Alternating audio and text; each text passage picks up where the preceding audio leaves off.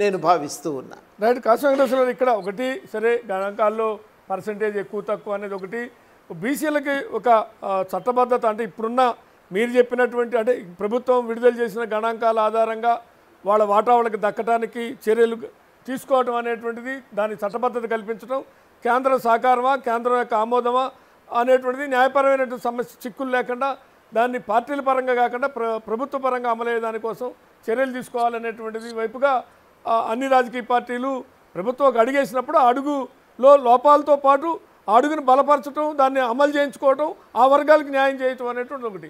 ఇక జూలకంటి రంగారెడ్డి గారు లాంటి వాళ్ళు ఒక అడుగు ఇంకా ముందుకేసి బీసీల్లో కూడా లబ్ధి పొందిన వాళ్ళు లేకుంటే వెనకబడ్డ వాళ్ళు ఇప్పుడు వర్గీకరణ డిమాండ్ ఎట్లా వచ్చిందో రేపు అది కూడా వచ్చే అవకాశాలు ఉన్నాయి కాబట్టి ఇప్పుడే దాన్ని కూడా చేయాలనేటువంటిది ఇంకొక అంశం. దీంట్లో ఒకటండి, మనం ఆలోచన చేస్తే విస్తృత సంప్రదింపులు చేయాల్సినటువంటి అవసరం అయితే ఉన్నది, దాంట్లో ఎవరు కాదని లేని సత్యం. కాబట్టి స్టేక్ హోల్డర్స్ రకరకాల సంఘాలతోటి, కుల సంఘాలతోటి, వీళ్ళందరితోటి విస్తృత సంప్రదింపులు జరిపి దీన్ని కొలికి తీసుకురావాలి, తప్పులు సరిచేయాలనేటువంటి విషయంలో ఎలాంటి వేరే అభిప్రాయం లేదు. నెంబర్ 1. నెంబర్ 2, దీంట్లో ముస్లిమ్స్ని బీసీ ముస్లిమ్స్ అదే రకంగా ఓసీ ముస్లిమ్స్ అనేటువంటి బైఫెరిగేషన్ చేయడం ఏదైతుందో దాన్ని భారతీయ జనతా పార్టీ తీవ్రంగా వ్యతిరేకిస్తుంది.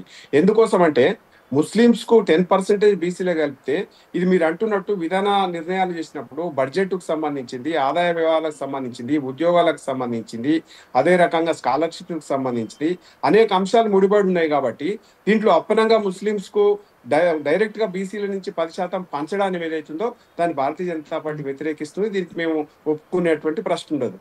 మూడో విషయం ఏంటంటే ఎక్కడైనా సరే కాంగ్రెస్ పార్టీ ఇవాళ సర్వే చేసింది. సర్వే చేయకంటే ముందు కామారెడ్డి డిక్లరేషన్ చేసినప్పుడు 42% ఇస్తాము, కేంద్రంతో అధికారంలో ఉన్నటువంటి కేంద్రంతో సంప్రదింపులు జరుపుతాము, వాళ్ళు మా యొక్క ప్రతిపాదనని వాళ్ళు ఆమోదించి పంపాలని చెప్పేసి పంపితేనే మేము ఇక్కడ చేస్తామనేటువంటి విషయం స్పష్టం చేసిండ్రా? అటువంటిది ఏం స్పష్టం చేయకుండా ఎట్టి పరిస్థితుల్లో కూడా 42% మేము స్థానిక సంస్థలలో మేము ఇంప్లిమెంట్ చేస్తామని చెప్పేసి వాళ్ళ డైరెక్ట్గా మేము మా విధానం అని చెప్పేసి చెప్పడం జరిగింది. దీన్ని ఏ రకంగా మనం కేంద్ర ప్రభుత్వం కోర్టులో వేసి తప్పించుకునేటువంటి ప్రయత్నం చేస్తున్నారు తప్ప మరి ఇంకొకటి లేదు. మూడో విషయం ఏమంటే కర్ణాటకలో ఇవాళ ఇదే రకంగా మన మొత్తం కూడా లెక్కలు సేకరించారు. కానీ కర్ణాటక యొక్క లెక్కలు సేకరించి మనకంటే ముందు 2 సంవత్సరాల ముందు చేసి ఇప్పటి వరకు దాన్ని బయట పెట్టినటువంటి పరిస్థితి మనకు కనబడతలేదు. ఎందుకు పెట్టలేదు? అక్కడి నుంచి ఏం పాఠాలు నేర్చుకున్నో ఇక్కడ చెప్పాల్సినటువంటి అవసరం ఉంది. తర్వాత బీహార్లో చేసినటువంటి సర్వేని ఇంప్లిమెంట్ చేస్తే ప్రభుత్వం విధానాలు చేస్తే ఎందుకు కోర్టులు కొట్టేసినాయి?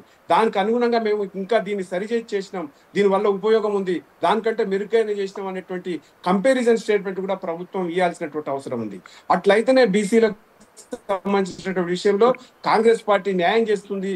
అంతే తప్ప దీన్ని కేంద్ర ప్రభుత్వం కోర్టులో తర్వాత సుప్రీంకోర్టు, హైకోర్టు దీన్ని కొట్టేసేటట్టు చేసి మేమేం చేస్తామని చేసి చేతులు దుట్టుకునేటువంటి చేసి మేము కాంగ్రెస్